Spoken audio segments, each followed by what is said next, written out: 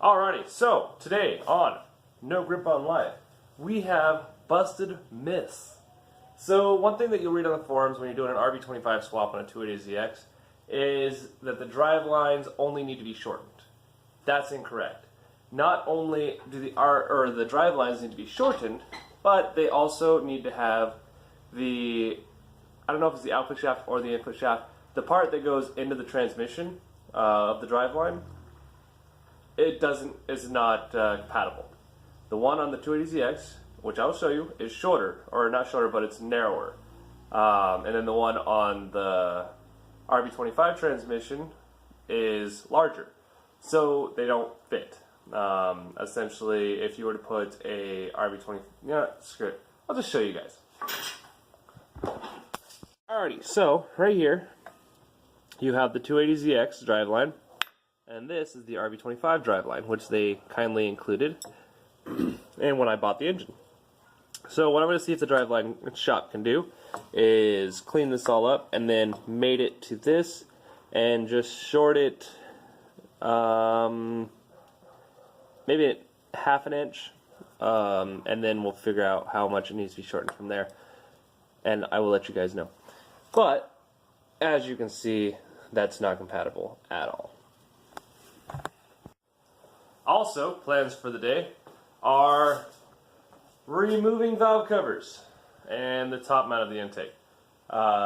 We want to get rid of all of that so we can take the valve covers off and we can paint them white so to match the rest of it. We also got some other parts that I'm going to show you guys here in just a second that will look fucking awesome. Just saying. So yeah, we have driveline we have to do. We have to go to the driveline shop. We have valve covers, and then more products, and then more products coming on Monday. Today is Friday. So if I upload this on a Thursday, shame me. Just give me a dislike. You know what? Screw it. Yeah, if I don't upload this till next Thursday, give me a dislike. Because I have all of this week off, and then I am also going to Formula Drift Seattle, and I will make a video on that. I don't know how to video that, so I'm going to do a little bit of research on how to video festivals. But for now, we're doing this. Now, parts. These are the new parts. These are the new gauges that will be going in the dash. These three will be going in the 3 pods in the center of the dash that are already there. They'll just remove what's already there and then put these in. And then here we have speedometer and RPM. And this is a coolant sensor. Since the temp gauge, one of these is a temp gauge. I don't know which one it is because they're black right now. As soon as I hook up the temp gauge, it'll work, but it doesn't work on the stock temp gauge, if that makes sense. So, real quick, turn on light. Boom, they're actually gauges. So, we have speedometer, RPM, boost, water temp, and volts. Alrighty, so how we're going to have this set up is we're going to have the speedometer where the speedometer goes, the RPM gauge where the RPM gauge goes, the oil pressure unit will become, I'm going to see if I can move the oil pressure unit over here to the temp gauge, and then I'm going to put the temp gauge, boost sensor, and volt gauge.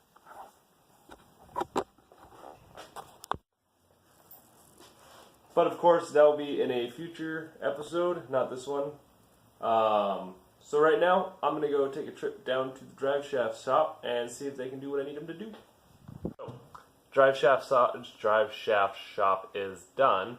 Well, they're not done. It's going to take them 2 to 3 days. The yoke that I had that I was measuring was a bad yoke, so they have to replace that with a Z32 yoke out of a 300ZX, and that will get that taken care of, and it has to be lengthened and all that shit. So that cost me $344. Real kick in the pants, but I'll eat it because I need it. So right now, what we're going to do is we're going to take all of this off right now so that we can take the valve covers off. Oh, and in order to take this off, it's these 2 bolts here, and then 4 bolts inside of here, and then you have to disconnect all the hoses, of course. But should be easy peasy. So things did not go as planned. The drive shaft shop, they did not have a yoke in stock for my drive shaft, and they're gonna have to order one from California, so it's not gonna be done until Friday. So we're not gonna finish the drive shaft video, but we will finish the valve covers. But I've been kind of working on small things around, like trying to get the clutch hooked up, or not the clutch, but the throwout bearing hooked up. Fuck, that's not even it. The slave cylinder. I was trying to get the slave cylinder figured out when I figured out it is rusted shut. So I have to get a new one of those, and it's cracked and all that good shit. So I'm going to get the rest of this buttoned up, and make sure everything's good and not on the ground, and drop the car on the ground. So this way I can push it outside because it's super nice out. And it's Seattle. So we're going to take advantage of every nice day that we can get. Alright, so I'm going to finish cleaning up, get the car on the ground, push it out, then we'll see what we're going to do from there. Alrighty, so I got the main intake tube off so that I can take the valve covers off and paint them. And we just have to disconnect that hose, that hose, that hose, and then move everything to the side. Everything should come off. Oh, and there's a little hose right here that I have to take off. But, I mean, that's about it. Well, this is the first time I've seen this thing on the ground in quite some time, and I miss this fucking car. Especially considering the hood only comes out to my kneecaps, so that's pretty cool. Alright, I'm going to get those valve covers taken off, and I'll get back to you guys. Alrighty, so the valve covers are off, and as you can see there's lots of corrosion, so I need to get some sandpaper, and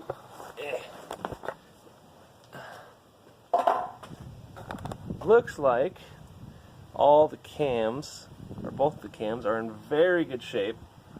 So I'm hoping I don't have to deal with any premature wear or premature something, explosion, breakage. We need to go to AutoZone, get sandpaper, get paint, and beer, and chicken, and pineapple, and bacon, because I'm hungry, and I need food. Okay, well, I'm going to go get those things, and we'll get back, and we'll get more in depth on painting. Alrighty, so I have the valve covers all cleaned up. As you guys could tell earlier, they were pretty messed up. And they are ready, masked off, and ready to be painted. Really all I did was I went and got some emery cloth, some 180 grit, used a water bowl, kept on getting it wet. It's a lot easier to keep from using a bunch of it if you're wet sanding than dry sanding. And then I got a 180, just a pad.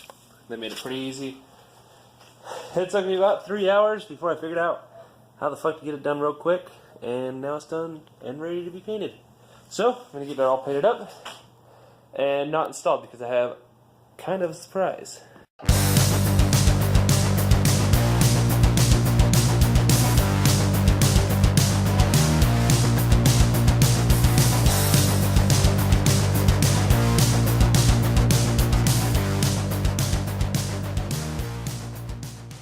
So, first coat's done. We're going to do 3 coats and then 2 coats of clear.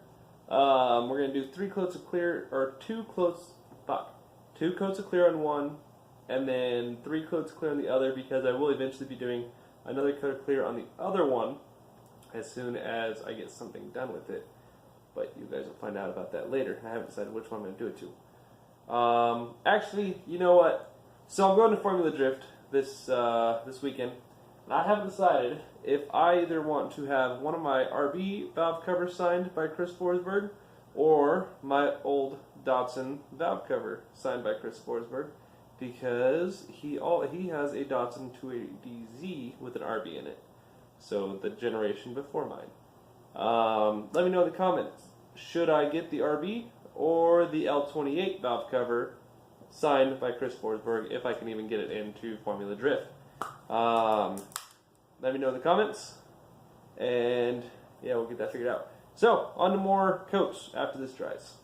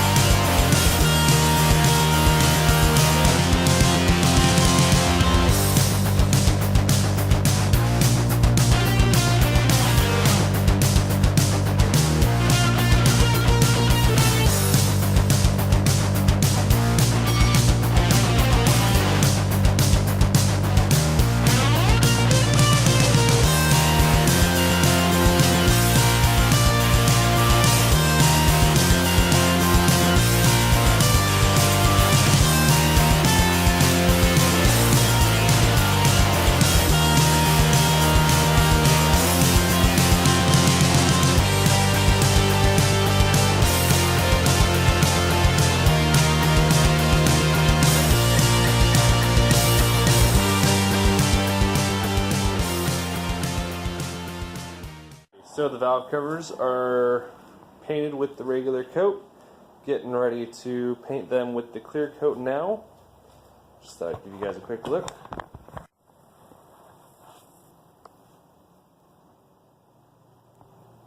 Alrighty, time for clear. So, in the meantime, while I was waiting, I opened up one of the boxes that I got from Mishimoto.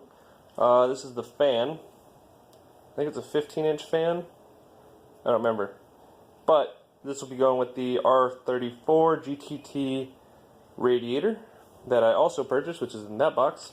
And on top of that, I also got this really nice box from Mishimoto. This is an oil fill cap. So here's the cap, which is fucking phenomenal. Hoonigan. And then it comes with a free bottle opener. So it's not cheap, but it's cool. It'll make a good addition. And in all honesty, now that the valve covers are done being painted, sorry, my phone keeps cutting out on me and not working properly.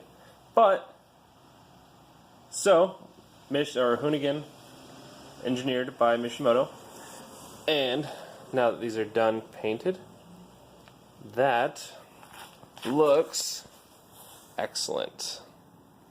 Especially since I didn't realize that I had gotten a satin clear rather than a clear.